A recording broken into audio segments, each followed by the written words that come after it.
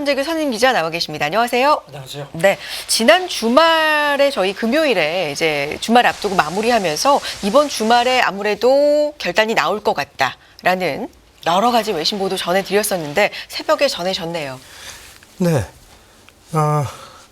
스튜디오 들어오기 조금 전에 제가 네. 그 워싱턴에 있는 그 백악관하고 민주당 쪽 그 사정이 좀 상당히 좀 밝은 분하고 온라인 소통을 좀 했는데요. 네.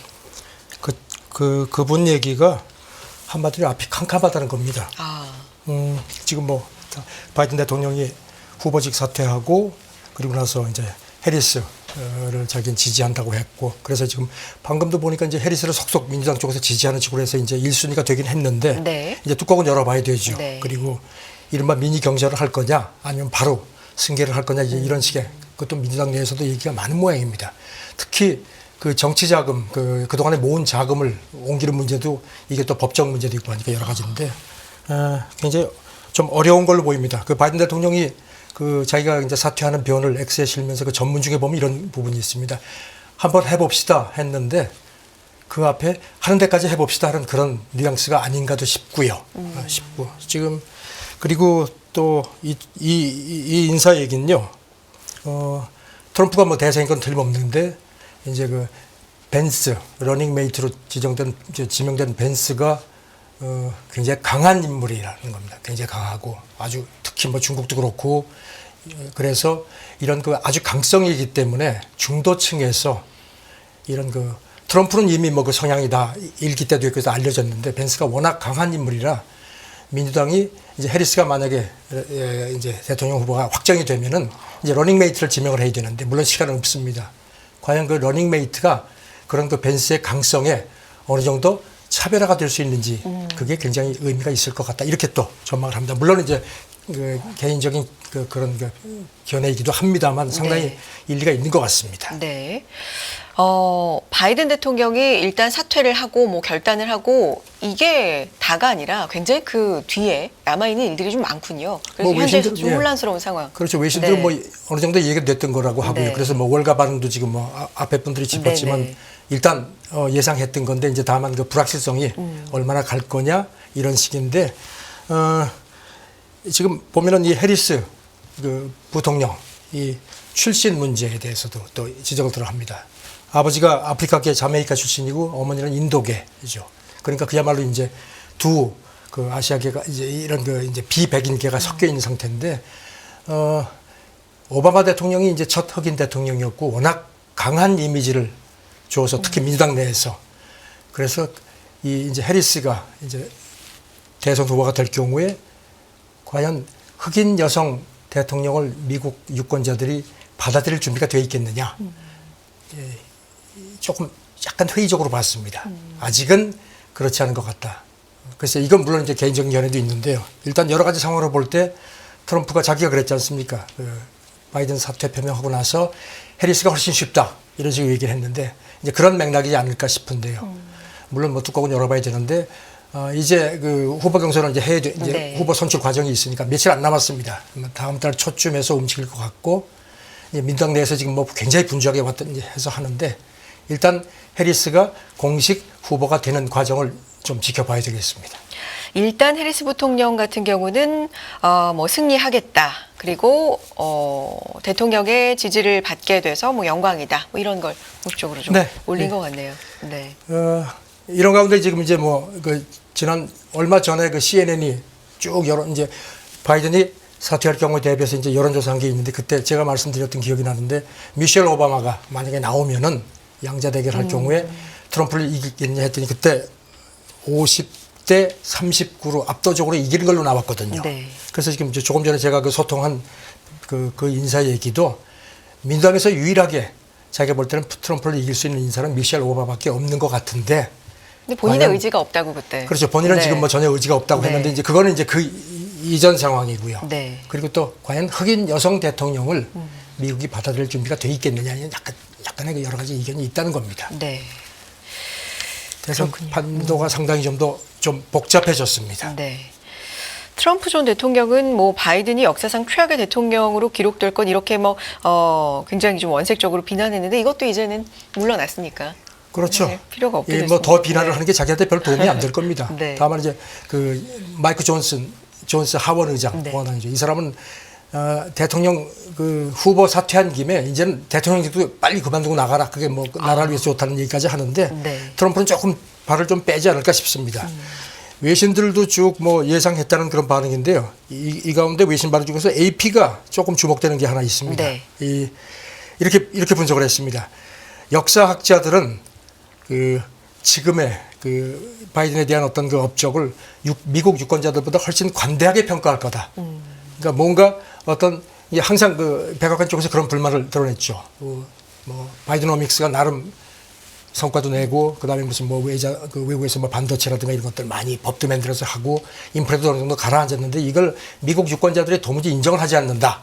가지고 불만을 보였는데 이제 그런 맥락에서 그래서 유권자들한테는 이렇게 좀 이렇게 밀렸지만 역사학자들은 바이든이 훌륭한 대통령이라고 하는 게 트럼프는 뭐 최악의 대통령이라고 하는데 네네. 역사학자들은 그렇게 또 보지 않는 시각을 또 이렇게 AP가 보도를 했습니다. 네. 자, 관련돼서 뭐 속속 엄청난 속보들이 지금 빠르게 좀 전달되고 있는 상황인 것 같은데 또 관련돼서 전해주실 게 있을까요? 그리고 이제 네. 해리스에 대해서 관심이 많을 수밖에 없죠. 네. 뉴욕 타임스 뭐 이런 데서 분석을 했는데 뭐 여러 가지 뭐 이런 그 장점도 있고 특히 이제 이런 그 미국 이민 사회에서 그야말로 차별을 뚫고 이렇게 올라온 이런 아주 입지전적인 인물이고 흑인 여성이란 최초가 타이틀이 많이 달려 있거든요. 그럼에도 부통령을 하면서 그 너무 재임 중에 별다른 존재감이나 능력을 보여준 게 없다는 분석이 나온다는 겁니다. 그래서 이제 이게 지금 문제가 되는 거고 여러 차례 여론조사에서도 트럼프를 하고 물론 바이든보다 격차가 조금 좁혀지는 경우도 경합지에서 있긴 했지만 또 그 트럼프를 이기는 건 어렵다는 그런 여론조사 결과가 있다는 점도 상기시켰고요. 네. 그런데 문제는 이제 지금 시간도 그렇고 만약에 해리스를 제치고 다른 뭐 이를테면 미시간 뭐 캘리포니아, 일리노이 주지 같은 그다음에 이제 교통장관 부치지치도 이렇게 지금 거명이 되는데요. 그런 경우 이제 그쪽은 이제 백인 남성인데 그렇게 될 경우에는 민주당의 핵심 지지층이 흑인인데 흑인층이 반발할 수 있다는 겁니다. 그래서 이런 딜레마가 있어서 자칫 미니 경선 같은 거에서 뭐 대관식은 안 된다 이렇게 이런 얘기가 있지만 잘못하면 민주당 분열이 더 길어질 수 있다는 그런 우려도 있다는 겁니다. 네. 해리스 부통령 같은 경우는 말씀해 주셨지만 이 검사 출신이고요. 네. 미국의 첫 흑인 여성 부통령이라는 또 그런 타이틀도 있는 상황이고 만약에 후보가 된다면 이렇게 정식으로 된다면 경제 정책 같은 경우는 바이든 대통령과 좀 유사할 것으로 분석이 되고 있나요? 그렇죠. 뭐 특별하게 그 해리스가 그 후보가 되고 그다음에 이제 아직까지 뭐 선거 가능성에 대해서는 뭐라고 얘기가 힘드니까요. 큰 변화는 없을 거란 얘기들이 나옵니다. 네. 그런데 이런 가운데 지금 그 여러 가지 뭐 그동안에 뭐 민주당 내에서 뭐 펠로시 이제 바이든하고 가장 가까운 그 사람이자 이렇게 또 했는데 거기서조차도 이제 뭐 팽을 했다는 얘기가 나왔는데 블링컨 국무장관이 현지 시간 지난 금요일이죠. 그러니까 이제 그 사퇴 발표하기 훨씬 네. 전이고 그 바이든이 계속 계속 하겠다고 얘기를 하던 그 시점인데 그때 콜로라도주에서 에스펀 안보 포럼이 있었는데 그때 가서 약간 트럼프 재선 가능성을 시사하는 듯한 발언을 해서 이게 또 눈길을 끌었습니다. 네. 뭐라 그랬냐면요. 모든 행정부는 물론 자체 정책을 수립할 기회가 있다. 그래서 우리가 우크라이나의 미래를 확정할 수는 없다. 그리고 우리가 그걸 지키지 못할 가능성도 있다고 생각한다. 이게 뭔가 하면 우크라이나 지원 약속입니다. 네. 근데 다행히도 같은 일을 하는 다른 20여 개 국가가 있다. 유럽국들이 이제 도와주니까 이게 선거에 져서 트럼프가 집권을 해도 그 너무 걱정하지 마라 하는 식의 그렇게 좀 그래서 이 바이든 행정부의 국무장관이 공개석상에서 처음으로 트럼프가 이길 가능성이 있다는 가능성을 이렇게 언급한 게 아니냐 이런 분석이 나옵니다. 네. 또 젤렌스키 대통령과 트럼프 전 대통령은 통화를 하면서 네. 뭐 전쟁 끝낸다 이런 얘기도 했잖아요. 예, 전쟁 끝나는 얘기를 네. 했고요. 그래서 지금 뭔가 젤렌스키도 지금 속으로 걱정이 많을 겁니다.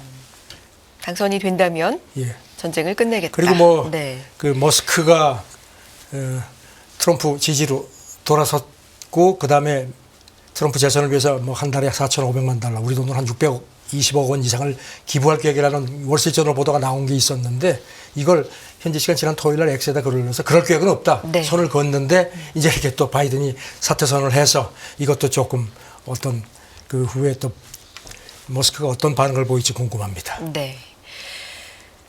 자, 다음 얘기 좀 넘어가 보겠습니다. 대선 얘기는 여기서 네, 마무리할까요? 이 정도로 하시죠. 네. 네. 속보로 뭐 오늘 새벽입니다. 한 2시 50분경인가요? 네, 전해진 속보였기 때문에 지금 많은 얘기들이 쏟아지고 있는데 중요한 얘기들 정리해서 지금 전해주셨고요. 다음 얘기 좀 넘어가 보겠습니다.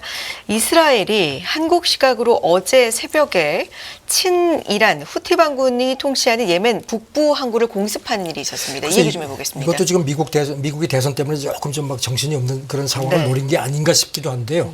저는 그 예멘 북쪽에 있는 항구를 공습을 했는데 예멘을 그러니까 후티 반군 거점인데요. 그동안에 뭐 후티 반군을 계속 이렇게 공격하고 했지만 예멘을 직접 때린 건 처음입니다. 네. 그리고 또 같은 시점에 레바논 남쪽에 있는 그 친이란 헤스볼라 무기고도 공습을 했습니다. 물론 이제 레바논 남쪽은 그동안에 몇 차례 이제 공습을 했는데요. 네. 그래서 지금 외신 분석들은 이게 지금 미국 대선과 관련해서 이스라엘 그 네타냐후가 뭔가 조금 더 좀 확고하게 뭔가 좀 기선을 잡으려고 하는 거 아니냐 그런 것 같고 또 바로 오늘부터 이제 오늘이죠 현지 시간으로 이제 오늘 밤쯤 워싱턴에 가거든요. 그래서 이제 바이든 대통령을 만나고 미국 의회에서 연설할 계획인데 그 전에 뭔가 좀 확실하게 좀 이렇게 낙인을 찍으려는 거 아니냐는 그런 관측도 있습니다. 뭔가 지금 미국 정치 대선판에 좀 혼란스러운 틈을 네. 그래서 이제 폴리티코 탔다. 미국 인터넷 매체 폴리티코 보도는 네. 네타냐후가 트럼프 재선될 가능성이 굉장히 커졌다고 보고 네. 이 폴리티코 보도도 바이든 사퇴 직전에 나온 겁니다. 휴전 협상에서 시간을 끌어가지고 좀 시간을 벌어가지고 트럼프가 딱 되고 나면 그때 좀 뭔가 달리 한번 담판을 하겠다는 그런 계산인 것 같다는 겁니다. 왜냐하면은 사실 트럼프 일기 때 네타냐후가 그렇게 뭐 가까운 사이는 아니었는데 그래도 트럼프 기억하시겠지만 그 이스라엘 정착점 확장 반대하지 않았거든요. 그리고 또 미국 대사관을 텔아비브에서 예루살렘으로 옮겼죠. 그리고 나서 그때 뭐 중동들이 반발이 많았죠. 팔레스타인 난민 지원 예산도 트럼프 행정부 때 깎았습니다. 그래서 네타냐후가 2020년에 트럼프를 향해서 이렇게 얘기했죠. 이스라엘이 백악관에서 사귄 가장 친한 친구라고 이렇게 했는데 트럼프가 재선될 경우에는 아무래도 유리하지 않겠느냐 이렇게 본다는 겁니다. 네. 그렇게 보는 걸로 폴리티코가 분석을 했습니다. 네. 전쟁을 끝내겠다 뭐 이런 트럼프 전 대통령의 언급에 대해서도 분석이 나온 게 좀 있습니까? 네, 그렇게 얘기를 했고 그리고 이제 지난주에 그 공화당 정강 정책이 나오는데 중동 얘기가 나왔는데 이스라엘은 뭐 미국의 확고한 동맹이다. 중동 평화를 정착시키겠다. 원칙적인 얘기만 했습니다. 그래서 아직 그 구체적인 없는데 네타냐후가 잡은 그런 바이든보다는 트럼프가 훨씬 그 교섭하기가 낫다고 생각을 하는 것 같다는 분석입니다.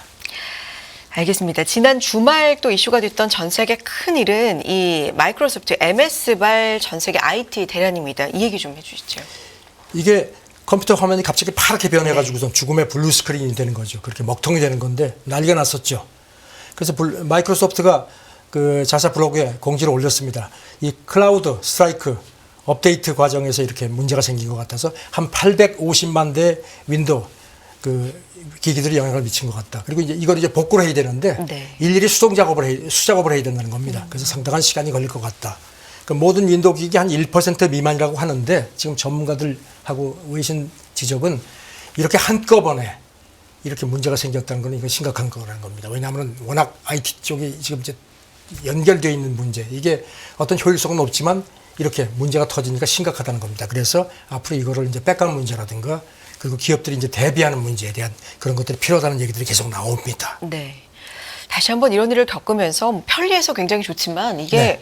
정말 마비가 되는구나 문제가 생기니까. 그렇죠. 그래서 지금 뭐 네. 특히 사이버 보안 업체 관계자들 얘기가 지금 마이크로소프트가 이제 뭔가 개선하다고 하는데 쉽지 않을 거라는 겁니다. 워낙 그 방대하고 그다음에 아까 말씀드린 대로 수작업이 필요하기 때문에 길게는 몇 주 정도 걸릴 수 있고 이 기회에 기업들이 야 이거 대기업 쪽에 IT 보안을 전적으로 의존하는 건 안 되겠구나 해서 자체 백업 필요성을 느끼게 되고 그렇기 때문에 이제 기업들이 거기 지출을 해야 되기 때문에 지출 사이클링에 대한 월가 투자자들의 관심도 있을 것 같아요. 그쪽에 뭔가 수요가 있을 거라는 그런 조언도 했습니다. 네.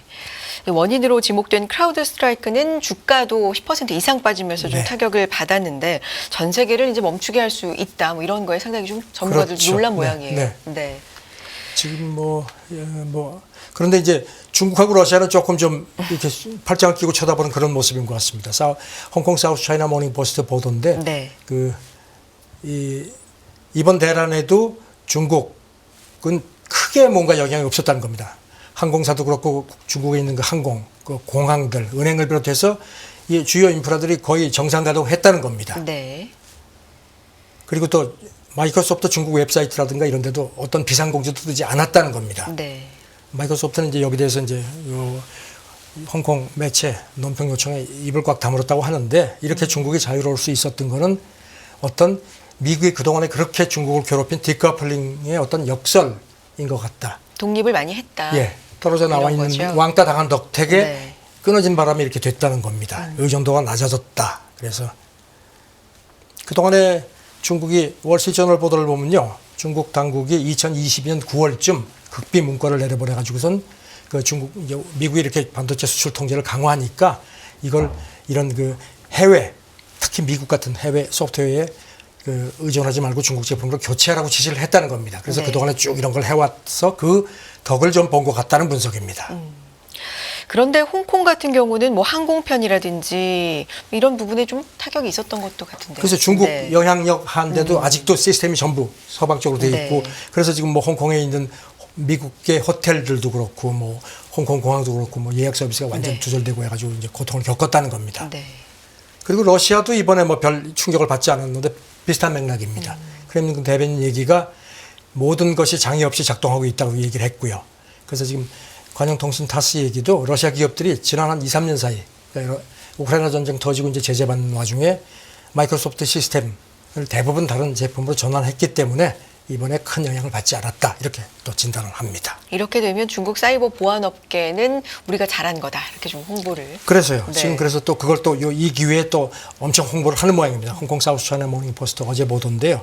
중국 보안 업체들이 신바람이 났다는 겁니다. 치후 360 이런 데서 지금 그 대란 당일에 SNS에 우리 제품이 훨씬 더 신뢰할 수 있고 안정적이다. 봤지 뭐 이런 식입니다. 그리고 이른바 이제 엔드포인트 이제 이런 그 데스크톱이라든가 노트북, 휴대폰 같은 최종 유저들이 이제 보안 소프트를 택할 때는 잔재적인 보안 위협을 피하고 이런 방어 능력이 충분한 제품을 쓰는 게 중요하다. 그러니까 우리 이런 제품이 있다는 걸 선전을 했습니다. 중국의 또 치안신이라는 보안업체도 똑같은 얘기를 했습니다. 네. 그 시스템 안정 관련 소프트웨어를 공급하는 서양 업체들이 자기들 품질 관리를 더 엄격하게 하는 게 좋겠다. 쓴소리도 했습니다. 알겠습니다. 오늘 여기까지 듣도록 하겠습니다. 손재규 선임기자와 함께했습니다. 고맙습니다. 네, 감사합니다. 끝나지 않은 여정, 변화의 물결소. 우리의 질문은 계속될 것입니다. 거대한 역사로 읽는 인간의 욕망과 부의 흐름. 새로운 부의 미래를 알려드립니다. 자본주의의 적은 자본주의.